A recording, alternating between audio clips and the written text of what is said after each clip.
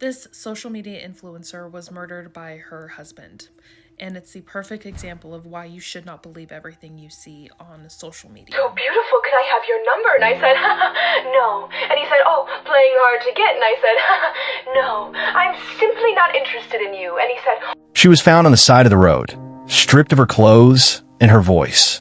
But even in death, Alexis still spoke through the video she left behind. Thousands watched her smile, pose, laugh.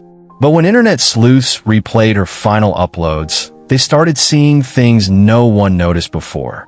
And what her followers uncovered pointed straight to the man she once called her husband. Before the headlines, before the hashtags, she was just Riley. Riley Matthews, 20 years old, born and raised in Greenville, Tennessee. Her world was small. 2 stoplights, 1 coffee shop, and a bedroom window that looked out onto the mountains. But inside that world, she was becoming something bigger. To her 238,000 followers, she was bold, funny, and real. She posted makeup tutorials with messy counters in the background. She laughed at her own jokes. She showed her bad skin days. She talked openly about her anxiety, her bad relationships, and how she was learning to love herself. In her videos, you could hear her mom shouting from the kitchen. Sometimes her dog would bark mid-sentence. She didn't edit it out. She was raw, and that's what made her matter to so many. She lived with her mom, Jenna, her biggest cheerleader and her only parent. Her dad had left when she was 5. Riley's best friend, Morgan, said she always had a camera in her hand, even when things got hard. It was like therapy for her, Morgan told us. TikTok was where she could be seen, even if no one saw her in real life. She didn't want fame. She wanted purpose, to turn her pain into something people could hold on to. But not everything posted online is the whole truth. And the cracks, they were already there. You just had to know where to look. Last active, 11:42 p.m. Video posted at 12:05 a.m. Found dead at 7:46 a.m. This setup not only humanizes Riley, but also adds a layer of duality. Online visibility versus personal vulnerability. It lays emotional groundwork, gives the viewer someone to root for, and subtly plants suspicion that something dark was already taking shape. It was a Thursday night. Riley had promised her followers a new GRWM at 10 p.m. She was filming from her bedroom like always, ring light on, music low, voice steady. But something was different. She seemed distracted, eyes darting off camera. She fumbled her concealer. She kept glancing toward her door. I swear I just heard something. She laughed nervously, brushing her hair behind her ear. The chat lit up with laughing emojis. It's just your cat. Girl, you're paranoid. It's a ghost. But at 10:28 p.m., the live stream ended. Abruptly, no goodbye. The next morning, Riley didn't text Morgan back. She missed a scheduled FaceTime with her mom. And by noon, her fans had flooded her last post with comments. Are you okay? Where are you? You good? At 3:41 p.m., a neighbor called in a welfare check. The officer knocked twice. No answer. The door was unlocked. They found her face down on the carpet, just feet from her bed, dressed in the same oversized hoodie she wore in the stream. Phone still in her right hand. TikTok still open. Blood had soaked into the rug beneath her. A faint red spray clung to the wall near her desk. Thin, directional, controlled. The lights were still on, but the air in the room felt still, like everything had stopped hours ago. Written in thick black eyeliner across her vanity mirror were 6 words. Everyone saw, but no one helped. There were no signs of forced entry. No defensivos. No signs of a break-in. The report later noted, the scene was clean, deliberate, quiet, and yet something felt wrong. Her phone's camera roll showed no new photos after 10:26 p.m., but her TikTok drafts folder contained a video no one was meant to see.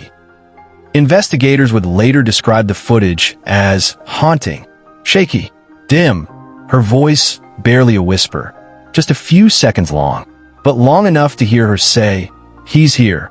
Time of death, estimated between 10:30 p.m. and 11 p.m. When detectives arrived at the scene, there was no weapon, no sign of a struggle, No fingerprints other than Riley's, and her phone never left her hand. So they started with what she left behind, her digital world. Her TikTok account had over 500 videos. Makeup routines, trending dances, tearful late-night confessionals. But buried in the drafts folder, they found a 14-second clip that would change the course of the case. The video was filmed just hours before her death. Riley is dancing in front of her mirror, but for just a moment, someone appears in the reflection, just standing, still, watching. At first, police thought it was a glitch in the mirror, a coat rack, maybe her mom in the background. But when they enhanced the frame, they saw a figure. Male, broad shoulders, hoodie. He never moves, but he's watching her. She doesn't seem to notice. Forensic techs verified the video's timestamp, 9:42 p.m., less than an hour before the stream went dark. She was never alone. They now had two chilling truths. Riley's killer was likely inside her apartment, and he was there long enough to be captured on camera. As the video gained traction online, the theories poured in. Riley's followers became amateur sleuths. The hashtag Justice Riley hit 8.2 million views in a single weekend. Police began tracing possible suspects, starting with the most obvious. Man detective suspect number 1, Jordan Bell, the ex-boyfriend. Jordan Bell, 22, Riley's ex. Their breakup had been public, too public. Comments on their old videos showed them arguing. Riley had blocked him in February. He had messaged her from at least 4 different fake accounts since. "You're not safe without me," he once wrote. But the timeline didn't line up. Security footage placed him 30 miles away that night. Police confirmed he clocked into work during the hours Riley died. Still, people weren't convinced. Man detective suspect number 2, the fan, ICJurl_91. Then came the fan, a username that popped up again and again in Riley's comments at ICJurl_91. The comments started harmless, fire emojis, heart eyes, praise. But they turned darker. "You belong to me. I know where you live. I'll find you." Detectives traced the IP address. It led to a college campus 3 states away. A 19-year-old student. He claimed it was a prank. He had never left Ohio, and he had a dorm camera alibi. Man detective suspect number 3, the stalker, local reports. Then came the real scare. 2 weeks before Riley's death, local police received multiple reports of a man seen following women in her neighborhood. One report read, "He waited outside the store. Said he followed me from TikTok." A sketch was released. Tall, hoodie, goatee, but the trail went cold. 3 suspects, 3 dead ends. And then investigators found something in the audio of Riley's last draft. The 14-second clip, the one with the mirror figure, had one more secret. A voice. "You're not going to ignore me this time." It was barely audible, but it was there. Detectives pulled metadata from the video. The IP address from the draft upload led to a burner account Riley had messaged once. The username? "Help me, 1999. One message was still recoverable. Sent 48 hours before her death. "Please stop messaging me. You're scaring me." Using IP tracing and data subpoenas, they found the source. It wasn't a stranger. It wasn't a random fan. It was someone who'd been close, too close. Riley's part-time photographer, 28-year-old Darren Chase. He had shot dozens of her TikToks. He knew her lighting setup, her schedule, her weak spots. QQQ. Riley had once called him like a big brother in a caption. But behind the scenes, friends said he became possessive, demanding exclusive access, texting her late at night, getting angry when she filmed with others. On a Thursday morning, just 12 days after Riley's death, federal agents moved in on a quiet townhouse in suburban Phoenix. The man inside was calm. He didn't resist. He just said, "Took you long enough."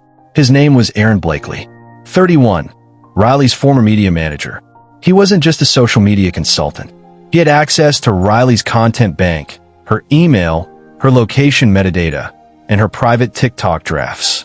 6 months earlier, Riley had quietly ended their partnership after a series of inappropriate messages and coercive behavior. She told her friend, "He's starting to feel like a threat. not a partner. After Riley cut ties, Aaron didn't stop. He created ghost accounts to monitor her, bought access to third-party tools to track engagement on her posts, messaged her under aliases, manipulated algorithm data.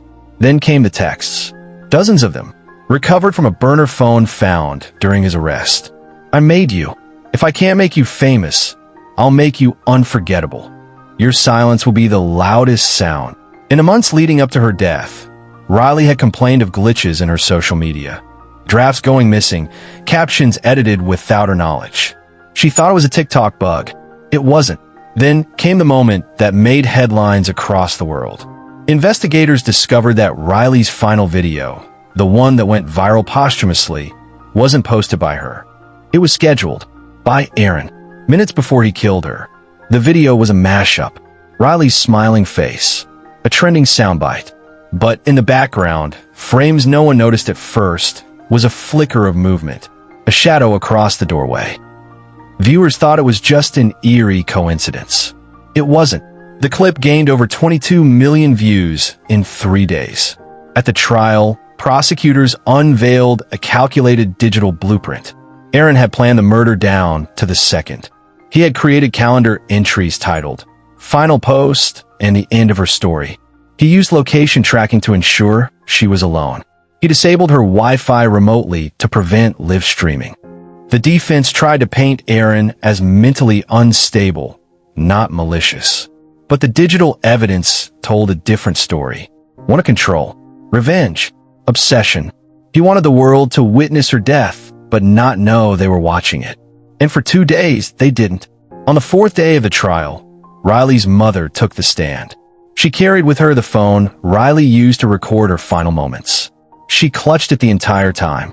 Through tears, she said, "The world saw her die and didn't even know it." She was trending while we were planning her funeral. The jury found Aaron Blakely guilty on all counts: first-degree murder, digital impersonation, cyberstalking, and unlawful access to electronic communications. He was sentenced to life without parole. Remember to be kind. You never know what someone's going through. On September 17th, at exactly 11:48 a.m., the judge delivered the final sentence. Aaron Blakely, found guilty on all counts, was sentenced to life in prison without the possibility of parole. The judge called it one of the most deliberate, digitally enabled murders in modern history. But no sentence could undo what had been done. Riley's TikTok account still exists. It's no longer active, but it hasn't been deleted. Instead, it's become something different, a digital headstone. We still think about you every day. You made us smile before the world broke our hearts. Millions have visited her page, left messages, lit virtual candles. Her videos, once entertainment, now echo like fragments of a life paused too soon. One follower wrote, "Her dream was to go viral for her voice, not her death." In the weeks that followed the verdict, Riley's fans, now a grieving community, channeled their sorrow into something louder. They started a petition, one signature at a time. The goal? To push for what they called Riley's Law. The proposed legislation seeks to hold platforms accountable for ignoring patterns of digital abuse, like mass reporting, stalking behavior, and burner account threats. Riley's mother, now a fierce advocate, speaks at rallies. They say her murder was unpredictable, but it wasn't. She left digital breadcrumbs. She asked for help. She was ignored. Let's make sure no other family has to go viral for the wrong reasons. From Los Angeles to London, candlelight vigils were held in Riley's honor. Not in stadiums or city halls, but on screens, Zoom memorials, TikTok tribute chains, live streams of people lighting candles from their bedrooms. Her story transcended platform boundaries. Instagram, YouTube, even Reddit communities rallied behind her legacy. And in that fractured grief, the internet did something rare. It slowed down. It listened. Riley Matthews was more than a victim. She was a daughter, a creator, a voice for others. She turned her own struggles into light and gave that light away for free. Now, she's remembered not just for how she lived, but for the way the world failed her. A voice silenced but not forgotten. Yellow Square, this marks the emotional crescendo of your true crime chronicle. Riley Matthews never planned to become a symbol. She wanted to make people laugh, to connect, to heal others through what she had once survived. But somewhere between the hashtags and heart emojis, a predator watched, unnoticed, undeterred, until it was too late. She filmed her life to feel seen. But in the end, it was a video that saw everything. Aaron Blakely will spend the rest of his life behind bars. But the platform that let him watch her, message her, track her, still hasn't changed its rules. Do you think justice was truly served? Or was this just the end of the first act? If this story shook you, there's more. Because what happened to Riley wasn't an isolated tragedy. Subscribe for more real stories with dark twists. And tell us in the comments, what would you have done if you saw the signs? Chicago rapper, who goes by Young QC, was reportedly doted on by his mother, Yolanda Holmes. Decided to have his mother killed to get his hands on her insurance policy. She was sleeping when it happened, a pillow beneath her head, the television still flickering. Her front door was unlocked, just like he told the man it would be. He knew exactly where she'd be, which bedroom, which side of the bed. One shot was enough to kill her, but he pulled the trigger again, just to be sure. The man who ordered her death wasn't a stranger. He wasn't a jealous lover. He wasn't after money from the register or something in the safe. He was her son, her only child, the same boy she raised alone for over 2 decades. The same boy she celebrated birthdays with, cooked for, prayed for, defended. The one she called her king. His name was Carmaine Wilson. Online, he went by Young QC. He called himself a rapper, an entertainer, a rising star. But the reality was far more ordinary. A stalled music career, a small following, and a growing resentment that what he thought he deserved never came fast enough. He could have worked harder. He could have walked away. But instead, he made a choice.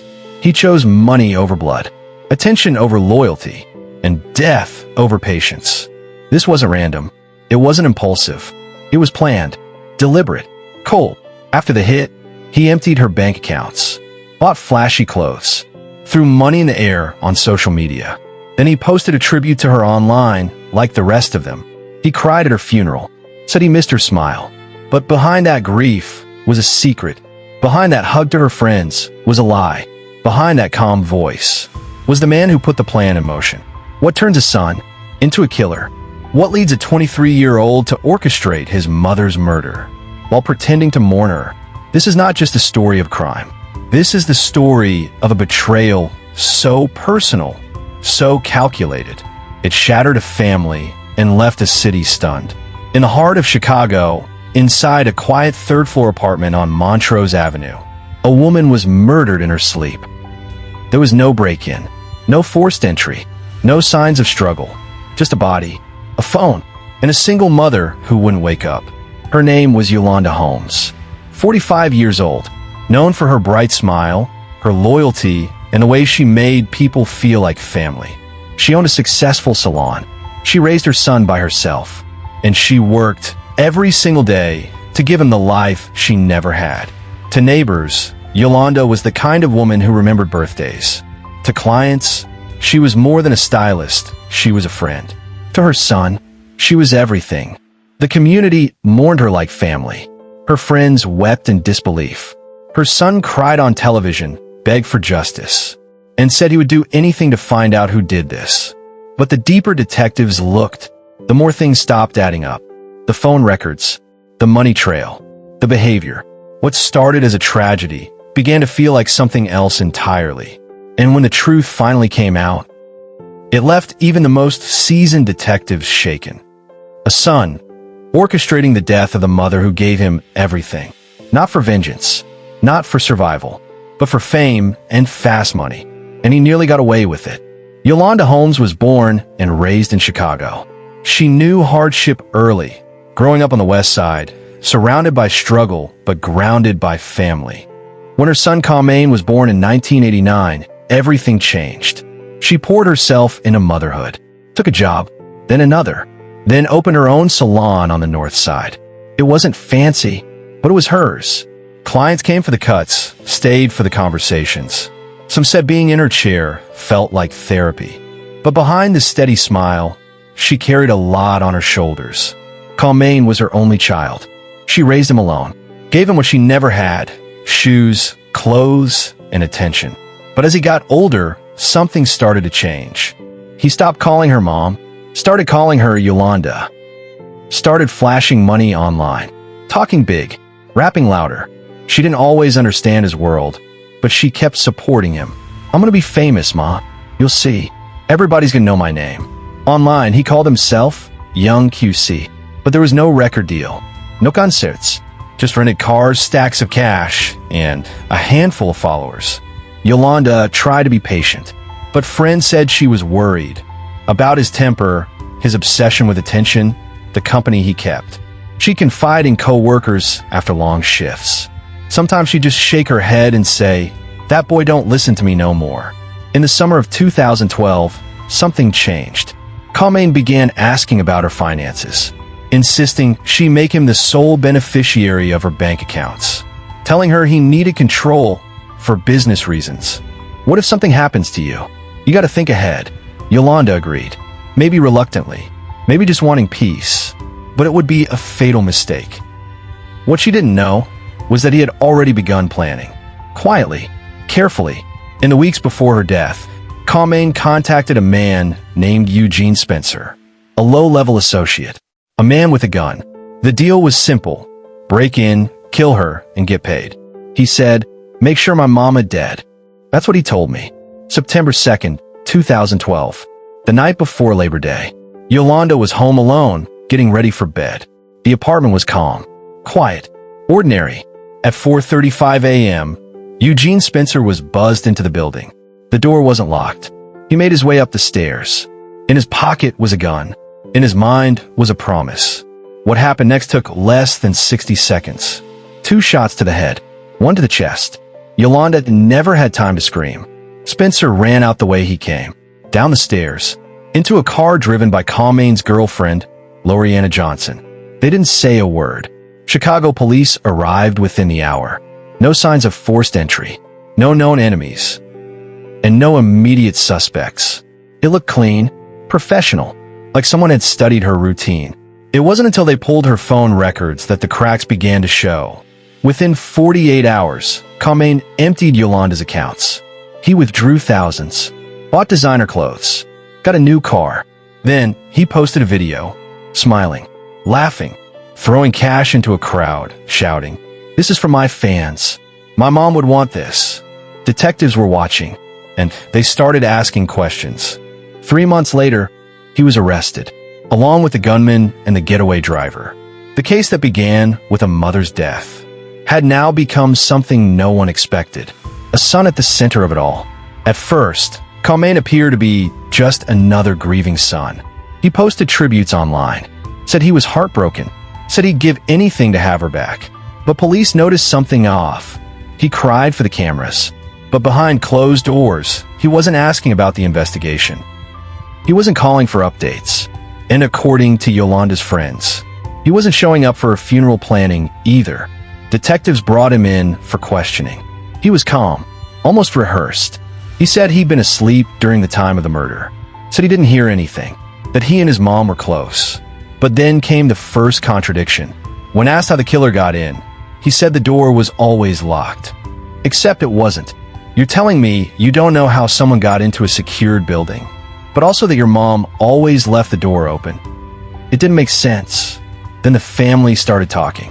Yolanda's cousin told police she was worried weeks before her death, that something about Carmaine had changed. She said, "If something ever happens to me, it's going to be my son." I told her not to say that, but she said it like she meant it. Police wrote it down. That was the first real turning point. They pulled Carmaine's phone records. It was all there. Dozens of calls, late-night texts, including one, the night Yolanda was killed. 4:57 a.m., Spencer to Carmaine. Done. But when police opened his laptop, everything changed. What they found wasn't just disturbing. It was chilling. Search history, payout calculations, lyrics about death and revenge. But one folder was different. Inside were photos of Yolanda, sleeping, sitting on the couch, eating dinner, taken from distance. unaware, tracked. When confronted, he barely reacted. He said they were for a tribute project, that he was documenting his mom's last year alive. But she didn't know she was dying. Did she, Carmaine? No answer. In the days after Yolanda's death, Carmaine didn't just grieve. He capitalized. He posted video after video of himself throwing cash into crowds, renting luxury cars, calling himself the realest rapper in Chicago. And every single dollar came from her life insurance policy. Forensic psychologists were called in. They looked at his behavior, past history, online footprint. Just ego, an overwhelming hunger for validation. It wasn't just about money. He wanted to be someone, to be seen. And when the fame didn't come fast enough, he took matters into his own hands. Former friends said he always exaggerated, made up stories about being in the music industry, talked about his haters trying to stop his rise. He started saying things like, "If my mom dies, I'll be rich. Real kings don't answer to no woman." Friend quote, "I thought he was just talking crazy. Didn't think he meant it." But when detectives listened to the jail phone recordings, they realized he wasn't finished. Even from behind bars, Carmaine was plotting. He called Loriana, told her to delete things, told another friend to hide a second phone, tried to shift blame, claimed Spencer acted alone, that he was framed, but every call was recorded, every lie added to the case. By the time the trial started in 2019, prosecutors had what they needed: money trail, call logs, surveillance, a full conspiracy.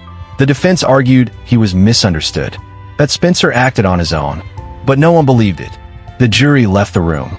The court fell silent, and Yolanda's family waited for justice. It was the early hours of August 23rd.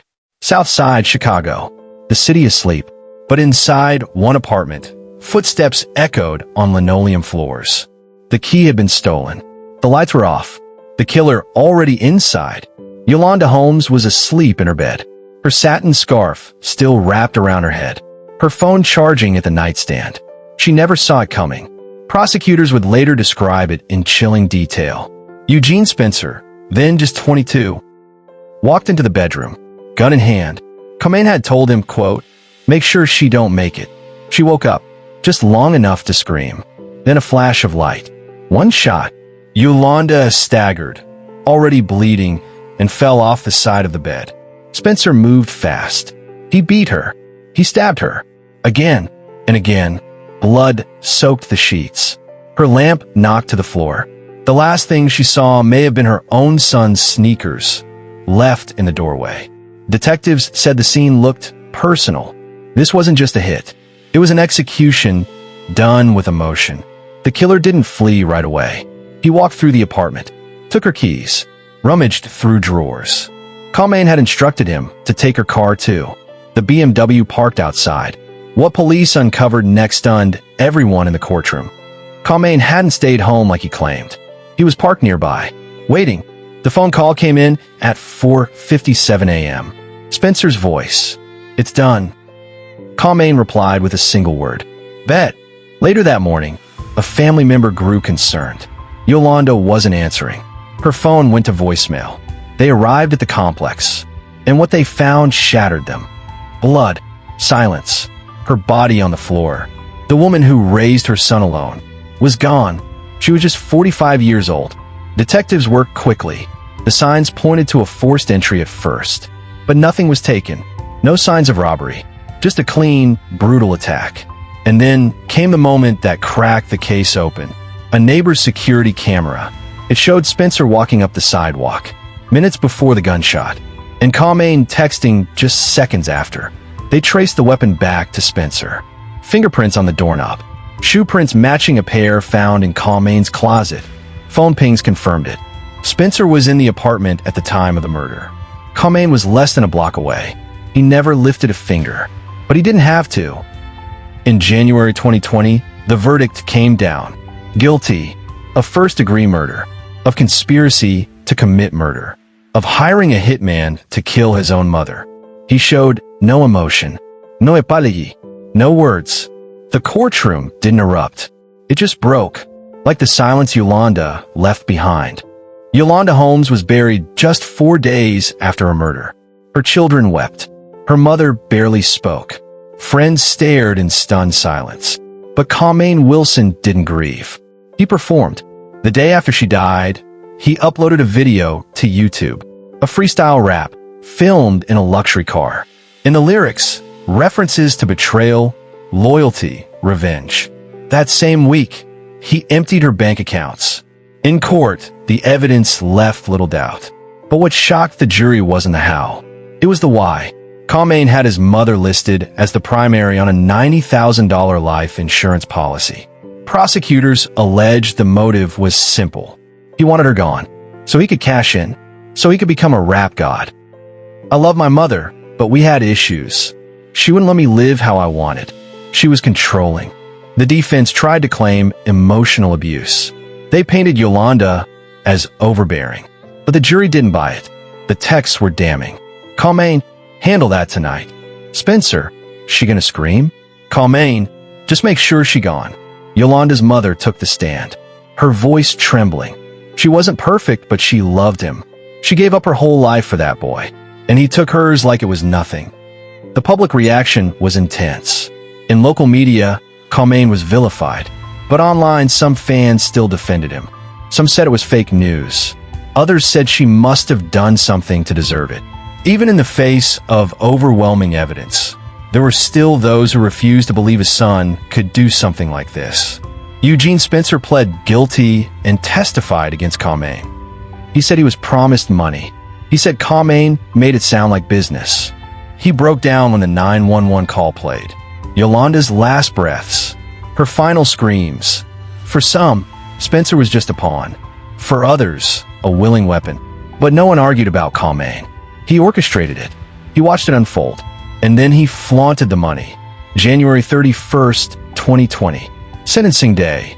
The judge looked Kamain in the eye and called him, quote, cold, calculated, depraved.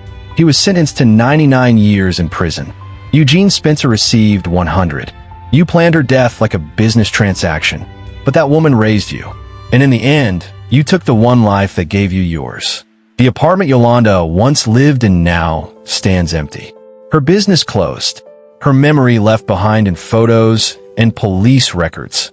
Her 2 children now live with relatives. Her daughter still refuses to say his name. The hardest part for the family? Not just the murder, but the betrayal. The questions that will never have answers. Was this always in him, or did something in him break? Narrator, low and final. How does a son become the killer of his own mother? Was it greed? Was it ego? Or was it something deeper? Something too broken to ever be understood? In the end, the money didn't matter. The music stopped. The cameras cut. And Kamain Wilson, young QC, was no longer the star of the story. He was the villain. She raised him on her own, built a life from nothing, shielded him from the streets, paid for studio time when no one believed in his dream.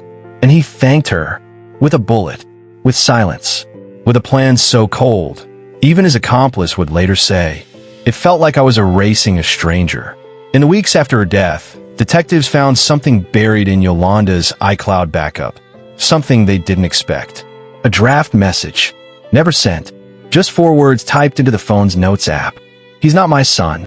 Was it a metaphor, a figure of speech, or something else? Detectives never found a clear explanation. But in her final days, friends said she had been distant, paranoid, as if she sensed something was wrong. Did she know what was coming? Did she fear him before the night he took her life? The answer may never be clear, and maybe that's what makes this case linger. He chased fame. He bought followers. He flaunted wealth that wasn't his. But in the end, all that's left is a story we still don't fully understand. A mother lost, a son in chains, and a nation watching, still trying to make sense of it. Was this the act of a calculating monster, or a young man poisoned by the illusion of celebrity? And if money and fame were the prize, was it worth her life? A mother loved him. A community trusted him. And he threw it all away for an image, a track, and a dollar amount. Now he sits in a concrete cell. No mic, no crowd, just the echo of what he did. You've heard the story. You've seen the facts. But the truth, that's for you to decide. Do you think Kamaine Wilson always planned it? Or did something inside him finally break? Drop your thoughts in the comments. And if you know someone chasing the wrong kind of fame, share this story with them. Because some lights shine just long enough to destroy everything around them. He had the world at his feet, but that wasn't enough. Not for him, and not for the darkness inside. This wasn't just murder. This was betrayal in its most chilling form. Do you think Kamaine Wilson always planned it? Or did something inside him finally break? This story left more questions than answers. If it struck a nerve, share it with someone who needs to hear it. And if you want more true crime that hits this deep, don't forget to subscribe and turn on the bell. Was having an inappropriate sexual relationship with his underage niece. It was a Wednesday, December 19th, 2018, the last week of school before Christmas break. Teenagers at Terry Parker High School in Jacksonville were thinking about holiday parties, last-minute assignments, and winter freedom. Except one girl was thinking about something else entirely. Iyanna Sawyer, 16 years old, 5 months pregnant, and still showing up every morning with her books, her backpack, and that quiet determination she always carried. She didn't complain. She didn't cry for help. She didn't act like she was afraid. But maybe she was. That day, Iyanna left class early, just after 11 a.m. A surveillance camera captured her walking out of the school building alone. She told the front office she had a family appointment, said her uncle was picking her up. That same uncle whom she had always called trustworthy. The one her mom had always warned her to respect. The one everyone believed had her best interest at heart. But Iyanna never came back. She never returned to school. She never made a home. She never sent another text message. And no one saw her again. At first, people assumed she ran away. After all, she was pregnant. Maybe she cracked under the pressure. Maybe she got scared. That's what they thought. That's what he wanted them to think. But soon, investigators would discover a much darker truth. A truth buried under layers of silence, family trust, and a horrific secret no child should ever carry. What happened to Iyanna didn't begin that morning. It didn't start at the school gates, or even when she got in the car with her uncle. It began long before, behind closed doors, in places where no one was looking, in moments where no one was listening. And by the time the truth surfaced, Iyanna was already gone. This is not just the story of a missing girl. It's not just the story of a murder. It's the story of how trust can be weaponized, how silence can protect a predator, and how a family's darkest betrayal was hiding in plain sight. It began as a routine school day, but by nightfall, something was wrong. Iyanna Sawyer had not come home. Her phone was off. Her social media, silent. Her last seen location, the front office at Terry Parker High School. She'd signed out early for a family emergency. That emergency didn't exist. Her uncle, 33-year-old Jonathan Quiles, was the one she was reportedly meeting. But when police questioned him, his story kept changing. He claimed he didn't see Iyanna that day. Then he said maybe she came by the salvage yard briefly. Then he wasn't sure. It didn't take long for inconsistencies to pile up. Family members gave vague or conflicting timelines. No one seemed to know why Iyanna had left school. No one, not even her mother, had heard from her since 11 a.m. Ma'am, I have no idea. This is not like, this is out of character for her. And for me to call you all, something's wrong. Surveillance footage confirmed she'd left alone, walking calmly toward the pickup area. The only known destination, Jonathan's auto shop, the same one he'd worked at for years. The same one where he claimed to be all day, alone. And then, one chilling detail changed everything. A confidential family source told detectives. Iyanna was pregnant, 16 years old, 5 months along, quiet, reserved, and not dating anyone. That detail turned an already tragic missing person case into something far more disturbing. The father of the unborn baby wasn't a teenage boyfriend, wasn't a stranger. It was her uncle, Jonathan Quiles, her legal guardian during the week, a man she was supposed to trust. That one revelation cracked the case wide open, not just because of who he was, but because it revealed what he was hiding. Now, it wasn't just about where Iyanna went. It was about why she had to disappear. Detectives now had to answer a question far more chilling than where is Iyanna? They needed to know, what had he done to her? And how long had this gone unnoticed? Once the paternity of the baby was confirmed, detectives brought Jonathan Quiles in for formal questioning. The interviews were unsettling. Quiles showed no panic, no concern, and more importantly, no remorse. He denied any involvement in Iyanna's disappearance at first, but when presented with cell tower data, security footage, and most damning of all, the DNA confirmation, his story crumbled. According to statements made by Quiles' own brother, Joseph Quiles, Jonathan confessed to the killing. He allegedly told him that he'd shot Iyanna in the head, that he'd placed her body in a dumpster, that the dumpster was picked up by a waste company and sent to the Otis Road landfill. That admission triggered a massive search operation at the landfill. A grim, nearly impossible mission. 5,300 acres of trash compressed and layered. But no trace of Iyanna was ever recovered. Her body, to this day, has never been found.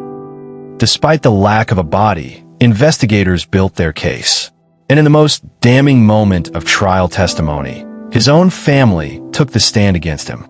Joseph Quiles told the courtroom, "He looked me in the eye and said, I had to get rid of her. She was going to ruin everything." When pressed further in interviews, Quiles admitted to having sexual contact with Iyanna. He spoke with chilling detachment, as if none of it mattered. For Iyanna's family, the betrayal was overwhelming. This wasn't just a crime of violence. It was a crime of control, a systematic abuse of power, a predator embedded in the family, trusted, respected, even loved. He destroyed a young girl's life and her future to protect his secret. But it didn't work. In the face of mounting evidence, the court found him guilty on all counts. The sentence, 3 consecutive life terms without parole. But for those who loved Iyanna, the justice system could only go so far, because there is still no grave, no body, only a question that still haunts this case to this day. Where is Iyanna Sawyer? It was more than a trial. It was a reckoning. By the time Jonathan Quiles entered a Jacksonville courtroom in early 2020, the community already knew his name, but they didn't know the depth of what he had done. The courtroom was tense. Iyanna's mother sat front row, clutching a framed photo of her daughter in a white dress. Her eyes swollen from sleepless nights, her hands trembling as testimony began. There was no body, no physical remains, but the evidence was overwhelming. Prosecutors built their case brick by brick. DNA proof that Quiles was the father of Iyanna's unborn child. Phone records placing him at the auto yard, the last known location of Iyanna. Surveillance footage of Iyanna leaving school and vanishing into thin air. Witnesses recounting strange behavior, inappropriate touches, and late-night texts. His own brother's testimony, claiming Quiles had confessed to killing her and disposing of her body in a dumpster. One line from that testimony silenced the room. He said he did it because she was going to tell her mother, and he couldn't let that happen. Inside the courtroom, every detail felt heavier than the last. But it was when detectives took the stand, recounting what they'd heard from Quiles himself, that the atmosphere changed. He admitted to sexual contact with Iyanna. He acknowledged the pregnancy, but he denied killing her. The contradictions only deepened. And then, in a moment that drew audible gasps from the gallery, the prosecution played a chilling excerpt from a recorded jailhouse phone call. Quiles, laughing with a relative, said, "They can't prove nothing without a body." Cold, calculated, smug, as if the absence of her body erased the truth. But it didn't, because Iyanna's presence, even in her absence, was undeniable. Her text messages, her voice notes, her friends who testified about how withdrawn she became in those final weeks. Her school counselor, who revealed Iyanna had once whispered, "I'm scared to go home sometimes." The prosecution rested its case with one haunting question. What kind of monster murders his own niece just to silence her? The jury deliberated for less than a day, and when the verdict was read, guilty on all counts, the sentence, life in prison, without the possibility of parole. No emotion crossed his face, just a blank stare as if he still believed he'd outsmarted everyone. But outside the courtroom, it was a different story. The case exploded across Florida and beyond. Headlines screamed, "Body still missing, family demands answers." Child sexual abuse ignored until too late. On social media, hashtags trended. Hashtag justice for Iyanna. Hashtag protect our girls. Parents began demanding more school counselor screenings. Nonprofits launched awareness campaigns around incestuous abuse, a topic often shrouded in silence. Survivors came forward. Stories surfaced from across the country of young girls silenced by relatives, shamed into secrecy, ignored by systems meant to protect them. And in Jacksonville, something shifted. A local journalist summed it up best. This wasn't just the murder of a girl. This was the system failing her every step of the way. Iyanna's school came under scrutiny for allowing her to leave early that day. Questions were raised about how a 16-year-old, visibly pregnant, managed to keep that pregnancy secret from teachers, doctors, even family friends. The community, once close-knit and quiet, erupted with grief and guilt. And as candles burned on her vigil site outside Terry Parker High, people whispered the same line over and over. How didn't we see this coming? For her family, the pain was unrelenting. Her mother told reporters, "I don't get to bury my baby. I don't get to say goodbye." He took that from me too. But she also said something else, something powerful. "My daughter's voice was stolen, but it's our job now to make sure it's heard." Where's Iyanna? Even after the trial ended, even after the sentence was handed down, the nightmare didn't stop. Iyanna Sawyer was gone. Her body never found. Her voice silenced in ways too painful to comprehend. For her family, justice didn't feel like victory. It felt like survival, inch by inch, through a grief that had no shape, no end. Her mother, heartbroken and hollowed out, would later say, "He didn't just take her from us. He took our ability to lay her to rest, to hug her one last time, to say goodbye." Each day became a ritual of remembering. Watching old home videos, listening to saved voicemails, touching clothes left untouched in her closet. Her siblings struggled in silence, some turning inward, some lashing out. One of her brothers stopped going to school altogether. The family home, once filled with laughter, became a place of stillness, haunted not by ghosts, but by what could never be spoken. Every birthday, every Christmas, every passing school bus, a reminder of the future Iyanna never got to live. But they weren't alone. The community rallied in ways no one expected. Within days of the trial's conclusion, a vigil was organized outside Terry Parker High School, where Iyanna had last been seen. Hundreds showed up. Some knew her personally. Many didn't. They came with candles, hand-painted signs, and tear-streaked faces. A choir of classmates sang Amazing Grace. Her best friend read a poem Iyanna once wrote in English class about wanting to travel the world, to become a nurse, to help children. One line from that poem has since been etched into a mural near the school gates. "I want to help others feel safe in their skin because I didn't always feel safe in mine." The school eventually installed a memorial bench in her name. A pink ribbon was painted on the back, Iyanna's favorite color. But beneath the gestures, the grief lingered. And with it came questions. Tough ones. How could this happen? How did no one notice the signs? Who failed her? In the months following the verdict, Iyanna's case became a flashpoint in Florida's legal and social justice circles. Lawmakers faced pressure from activists, parents, and child welfare advocates demanding change. How are familial abusers slipping through the cracks? Why isn't there mandated reporting for unusual behavior between minors and relatives? How many other Iyannas are suffering in silence, under the same roof as their abuser? In response, a state-level task force was formed, dedicated to re-evaluating how schools and child protection agencies handle reports of suspected intrafamily abuse.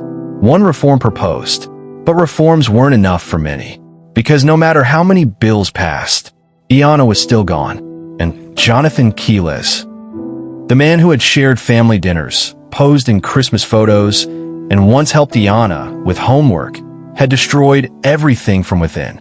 He wasn't a stranger. He wasn't a shadowy figure hiding in the dark. He was family, and that, above all else, was the hardest truth to live with. I still wait for her to walk into class. She was the one who always made you laugh, even when things were bad. We didn't know.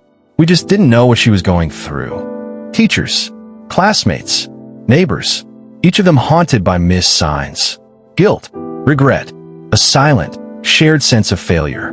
The family, in their own time, turned pain into advocacy.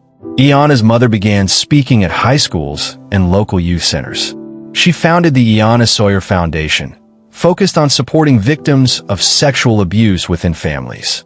The foundation's message was blunt, unflinching. Monsters don't always come from outside the home. And on the anniversary of her disappearance each year, a community walk is held in her name. They carry signs, wear pink, and release lanterns into the sky. But even amid all that light, the darkness of what happened to Iana never truly fades. Because there's still no body, no burial, no resting place, just a missing girl, a broken family, and a question that lingers unanswered. Where's Iana? Jonathan Quiles was convicted, sentenced to life, locked away forever. But that wasn't the end of the story. In many ways, it was just the beginning, because the questions didn't stop with a guilty verdict. In court, Quiles claimed he had no idea where Iana's body was. But detectives believed otherwise, and they still do. Months of searches, dozens of leads, and even cadaver dogs led investigators to a landfill in Georgia, where they spent weeks combing through debris, hoping for a trace of her remains. But they found nothing. Not a hair, not a bone, nothing. And to this day, Iana Sawyer's body has never been recovered, which means her family, even after years, has never been able to lay her to rest. There's no grave to visit, no stone to etch her name into, only memory. And that memory, bright, innocent, trusting, stands in unbearable contrast to the truth that her killer was someone she called family, someone she had once hugged on Christmas morning, someone who didn't just take her life, but tried to erase every trace of it. After all, Iana was pregnant at just 16, and not one teacher, not one friend, not one adult noticed something was wrong. Had anyone reported an uneasy feeling? Had she tried to tell someone, only to be ignored? Or was it fear, shame, loyalty? We may never know. But what we do know is that this wasn't just a crime of violence. It was a crime of trust. And that's what makes it so much harder to see coming. So monsters don't hide in shadows. They sit at the dinner table. They smile in family photos. They tell you they love you right before they take everything. And until Iana is found, until the full truth comes to light, one question will hang in the air. Where is she? If this story moved you, consider sharing Iana's name, because her story is not just about justice. It's about prevention, and about the children still living in fear behind closed doors with no one listening. But this wasn't the only case where family became the threat. Sawyer's story should have never ended this way. She was young, bright, full of promise, and she trusted the person who took everything from her. If this story made you pause, made you angry, or made you think, don't let it end here. Backhand index pointing right, share her name. Talk about the warning signs. Break the silence. Because silence protects predators, and awareness saves lives. Speech balloon, drop a comment. What do you think could have saved Iana? Bell subscribe for more real stories that demand justice.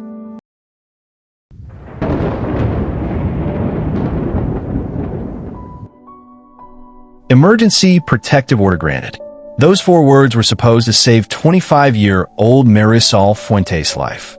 Instead, they became her death sentence. Welcome to Crime Chronicle. Kindly subscribe and put on the notification bell. On July 6th, 2025, inside La Casita restaurant in Berlin, New Hampshire, Marisol lay bleeding on the floor while her estranged husband, Michael Gleason Jr., walked calmly into the bathroom. Minutes later, a single gunshot would end his life too. But here's what will shock you. The courts had already ordered him to surrender his weapons. So how'd he get the gun that killed her? What you're about to discover will expose a system that failed at every level, and why Marisol's desperate pleas for help were ignored until it was too late. 3 months earlier, April 28th, 2025, Marisol Fuentes stood before a Berlin judge, her hands trembling as she described the nightmare her marriage had become. She wasn't just asking for help, she was begging for her life. The court documents paint a horrifying picture. Michael Gleason Jr., her 50-year-old husband, had trapped her inside their home. What happened next involves physical assault, sexual violence, and a level of control that would make your skin crawl. But I won't give you those details yet, because what matters most is what Marisol did about it. She did everything right.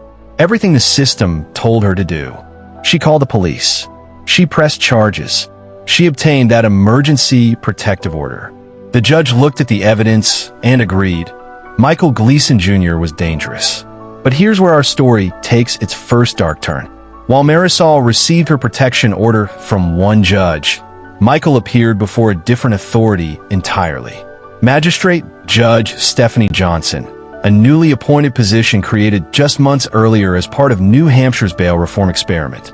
$5,000 bail. That's what Judge Johnson decided Michael's freedom was worth. $5,000 to walk free after allegedly imprisoning and assaulting his wife. But wait, there's more. The court also ordered him to surrender any firearms in his possession. Can you guess what happens next? Because what happened in that courtroom would seal Marisol's fate and expose a system so broken that even New Hampshire Supreme Court Chief Justice would eventually call for a complete review. 2 months pass. May, June. Marisol tries to rebuild her life, believing the court system has protected her. She has her restraining order. Michael has been ordered to stay away. He's supposed to be weapon-free. She starts working at La Casita restaurant, bringing her Mexican warmth to the cold New England community. But something was happening behind the scenes. Something the courts didn't anticipate. July 6th, 2025. 25-year-old Marisol Fuentes arrives at La Casita for what she believes is just another day at work. She has no idea that Michael has been planning. She has no idea he's obtained another weapon, despite the court order. She has no idea that the protection order she fought so hard to obtain is about to become meaningless. Here's what investigators piece together. Michael walks into the restaurant. Witnesses later describe him as calm, determined. This wasn't a crime of passion. This was execution. The gunshots echo through the small Berlin establishment. Customers dive for cover. Someone calls 911. But for Marisol, it's already too late. Michael doesn't try to run. He doesn't try to hide. He walks methodically to the restaurant's bathroom, closes the door, and ends his own life with the same weapon he used to murder his wife. But here's the question that haunts this case. Where did he get the gun? Court records show he was ordered to surrender his firearms back in April. Police confirmed he complied with that order. So how did a man under a restraining order, facing domestic violence charges, obtain a deadly weapon just months later? The answer exposes a fatal flaw in our justice system. While New Hampshire requires surrender of existing weapons, there's no mechanism to prevent someone from acquiring new ones. Michael simply bought another gun, legally.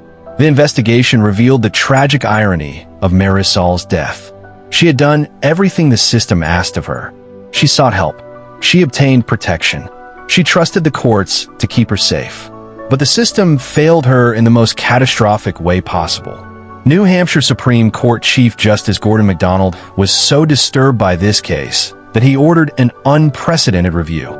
Justice Melissa Countway and Circuit Court Administrative Judge Ellen Christo were assigned to investigate every decision, every missed opportunity, every systemic failure that led to Marisol's death. State Representative Lori Curzon went even further, calling for Magistrate Judge Johnson to resign, stating, "The gravity of this oversight cannot be ignored." But this wasn't an isolated incident. Just 3 years earlier, another New Hampshire domestic violence case ended in murder when a judge denied a permanent restraining order, citing lack of evidence. That case prompted a sweeping review that found the court system completely overwhelmed. Too few attorneys, too few advocates, too many cases. the magistrate position that granted Michael bail? It was part of an experimental bail reform program that has since been terminated. Governor Kelly Ayotte signed legislation ending these positions just months after Marisol's murder. Marisol Fuentes was born in Jalisco, Mexico. Her obituary describes her as having a $1 million smile and warmth that brought the sun of Mexico to the cold winters of New England.